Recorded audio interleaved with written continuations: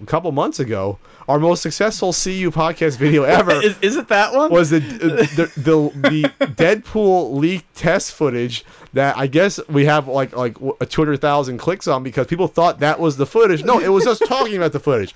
It wasn't supposed to be clickbait. We didn't try for it to be clickbait. Whatever, king of clickbait. But real quickly, that again, to recap, that footage was mostly all CG, but it was Ryan Reynolds, who was for 4 or 5 years has been rumored to be Deadpool. I mean, he was Deadpool in Wolverine Origins, X-Men Origins Wolverine in 2009. He loves the character. He has the snarky attitude for it.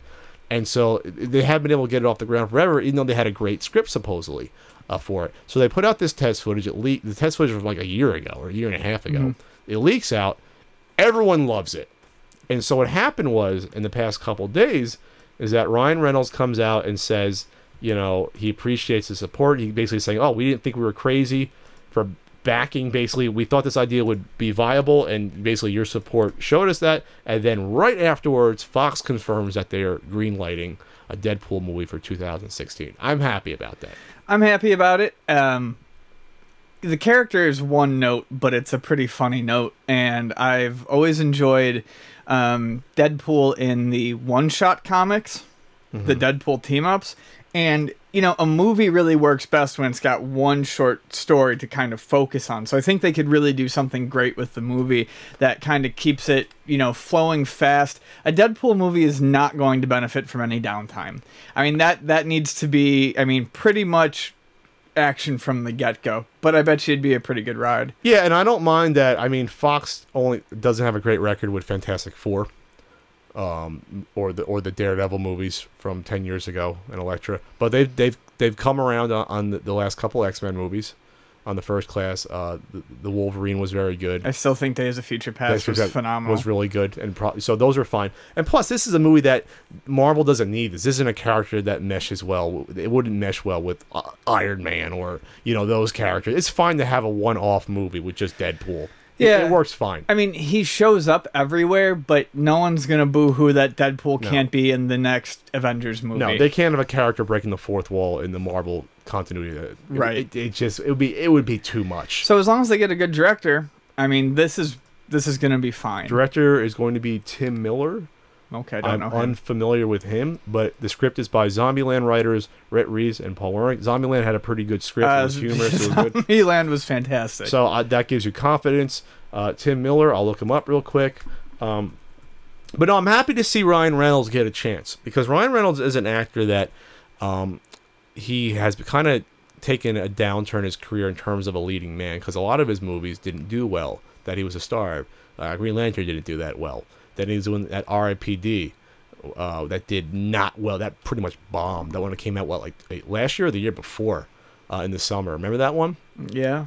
It had Jeff Bridges in it, too. And it still went nowhere. So, I mean, this is something that I think will be a big hit. I think now the question is, though, will this be R or PG-13? And will that matter that much? I don't think it will. I mean, if you read the comics, I mean, like most comics, Marvel Comics or DC, most of that stuff is PG-13 in nature. So you can do Deadpool. You can definitely do Deadpool in PG-13. Would it? Blood, though, or not that much blood. You can't be hacking heads off. Yeah, that's the weird thing about comics. You know, they're kind of iffy on using, you know, swear words and stuff like that in mainstream comics. Yet the blood and the guts are usually there. So it depends. I mean, I guess I'd prefer it to be an R, but I really think with the popularity of the character, they're gonna have to hit it at a PG-13. This gives me pause about the director. I just looked him up. He hasn't really done much. He's done 2 short films. He's directed in 2002, 2003.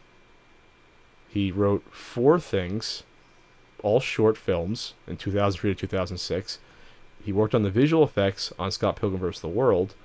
So I don't know how to take this that they're hiring someone. I guess they must have confidence in him, but it's Fox, though. Fox doesn't have a great track record for this sort of stuff. Well, the visual effects in Scott Pilgrim were fantastic. Doesn't mean you can direct the movie. Well, no, it doesn't. I'm just saying, like, I mean, I can at least give him a thumbs up on that. But yeah, that's not really a huge resume to go off of.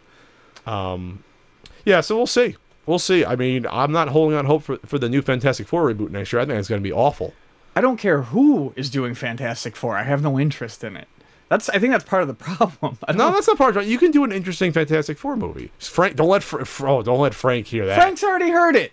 Don't Frank and I have already chatted Fantastic about Four can Fantastic be very Four. interesting if done right, especially since that would be in theory like a Guardians of the Galaxy. They're always doing stuff in space and fighting cosmic entities versus Earth. Whatever, that's the whole topic. Deadpool coming to you 2016.